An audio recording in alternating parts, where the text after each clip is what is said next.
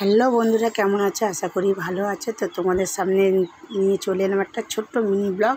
আর আজকে যেহেতু সানডে, তো আজকের আমাদের চিকেন হবে না, সয়াবিন আলু তরকারি আর ডাল হবে।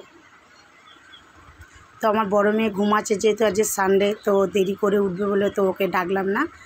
তারপরে আমি আটাটা চেলে নিলাম, কেন যে আটার ভিতরে তো অনেকে পোকা থাকে, তারপরে ভুসি থাকে, তো ওই যে প্যাকেট আটা, তো ওই যার জন্য আমি চেলে নিলাম ভালো করে।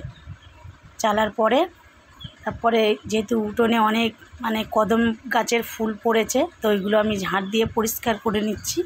নেওয়ার পরে গ্যাসটা ভালো করে মুছে নিলাম, যেহেতু রান্না করেছি, তেল মশলা সব পড়ে থাকে, তো ভালো করে গ্যাসটাকে পরিষ্কার করে নিলাম।